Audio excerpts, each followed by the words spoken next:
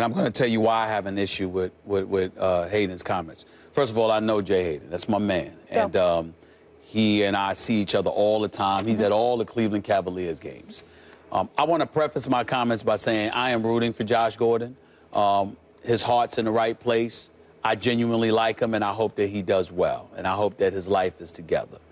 But I don't like anybody raving about Josh Gordon.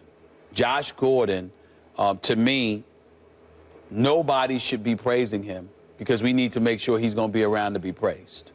You showing up, practicing with the team and how you look, I have no doubt about Josh Gordon's skill. I have no doubt about Josh Gordon's ability. I have no doubt about, what he can do on a football field. The question is availability.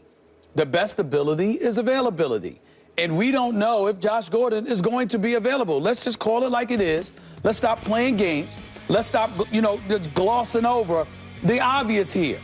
Everybody that loves football and anybody that's rooting for Hugh Jackson and RG3 is sitting back praying that Josh Gordon doesn't find himself suspended again. We're going to miss the first 4 games, okay? But we are literally sitting back and praying that he's going to be available. And his situation is so precarious, so shaky, that the NFL basically modified its stance with the whole drug use issue by literally allowing him to be around the team and practice. What does that say? That means that's like therapy. It's like help. You're around the guys. You can be there, being around your teammates, working out, preparing for the season. It's all a very, very beautiful thing. Why is that necessary? Let's call it what it is. Because they're scared of what he's going to be able to do, what he's going to do to himself if he's not around his team. That's what they're petrified of. That's what this comes down to. And so for me, this debate, this argument, this discussion, or whatever you want to call it, it really emanates from the reality that Josh Gordon's availability is what's suspect here. I have no questions about his ability. Zero.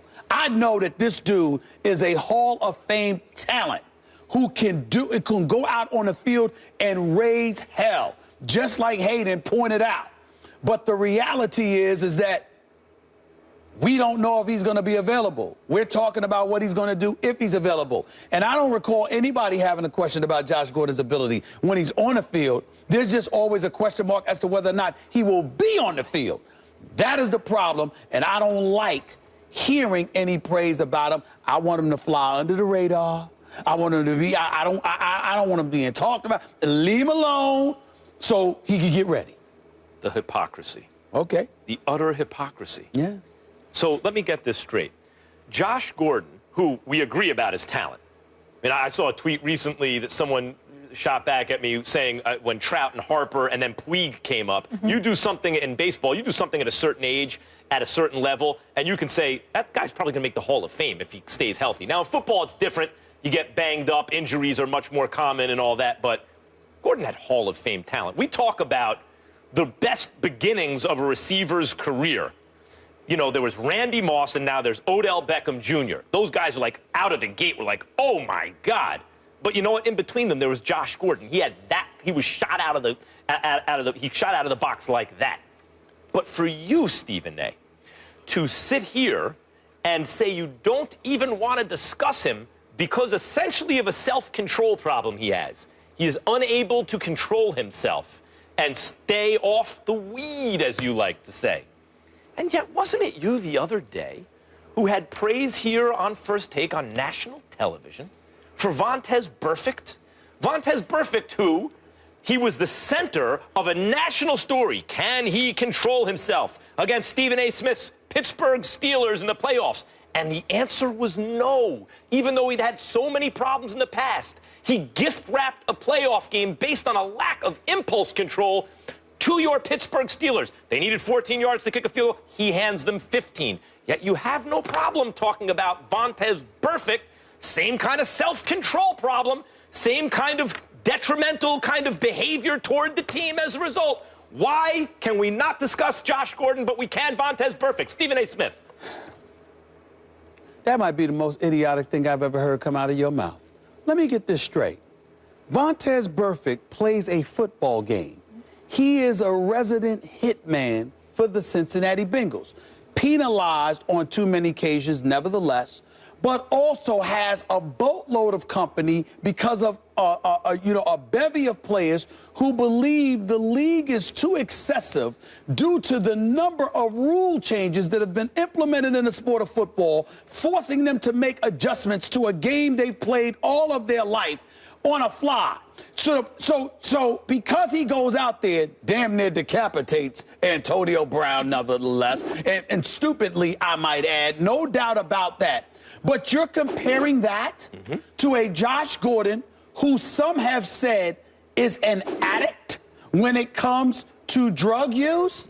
Where's the parallel? Where's the comparison? It makes no sense. It's about hurting your team because of a lack of ability to control yourself. Wait a minute. The sport of football in Vontaze Burfict, you are talking about a controlled level of violence. Yeah. So, again, it gives you the license to be violent, but it draws the line in the sand as to what level of control you're supposed to exercise. And football players every single Sunday dance back and forth between what's acceptable and what's not, according to the eye in the sky, which is the league office, because they don't want to get fined. And you're going to compare that to a dude getting high or a dude getting drunk? Every Sunday they do that. But every Monday through Saturday, they're trying. A lot of them are figuring out how they can smoke weed and get away with it and not violate the substance abuse policy. The point that I'm trying to make to you, without complicating the issue, is that one has absolutely nothing to do with the other. It is. I mean, I'm damn near ready to ask you: are you inebriated with that comparison? It makes I'm about to ask you: did Burfict come across the middle and hit you? The Burfict came across the middle. He should not have done what he did. It was irresponsible on his part, considering the numerous warnings that he had received from the league office. So would you say that's a self-control problem? Is that a self-control problem? I would say that hurt his team. Yes. Oh, okay. But no, because it doesn't stop there. Ladies and gentlemen of the jury. What I am saying is that football is a violent sport. It gives you the license to be violent. It doesn't give you the license to use drugs, let alone abuse them. Well, sure it does. Drugs prescribed by the league. Stop it. There's no comparison whatsoever. Listen. You need to go back to learning how to dance instead of trying to dance victoriously over that one. You should be drug tested immediately. I disagree with the idea that it's substance abuse if you get caught for weed. I think that's a bad idea. It's even a bad labeling. However, you're right. In Josh Gordon's case, it appears to be substance abuse because even knowing what's on the line, he keeps getting caught. So he is unavailable. That's a good argument against Josh Gordon. He is trying to get help for it. By the way, substance abuse is viewed by some but not all as a disease. Some but not all. However, it still comes down to self-control. Pause.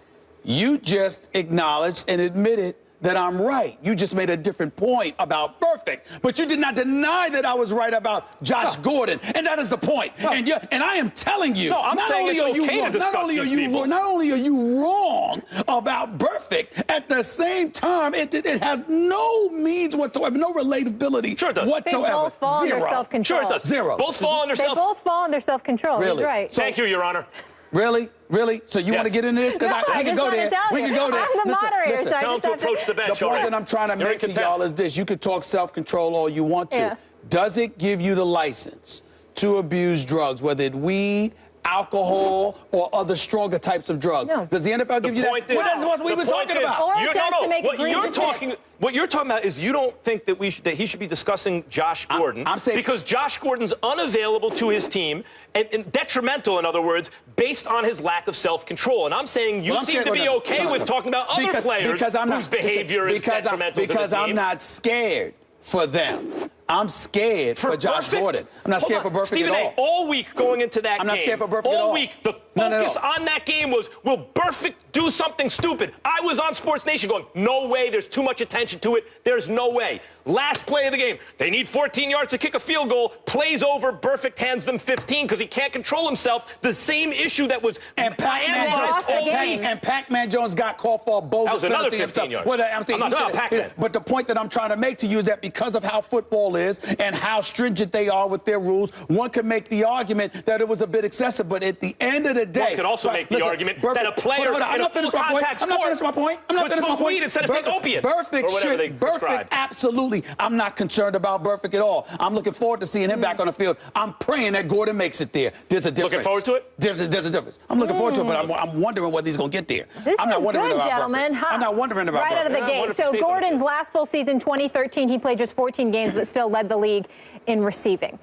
Coming up, the Mamba. He's a mogul now, making some big moves at the New York Stock Exchange yesterday. Pretty cool. We'll react to Kobe Bean becoming one of the NFL's most powerful businessmen. That is next. The NBA's, excuse me.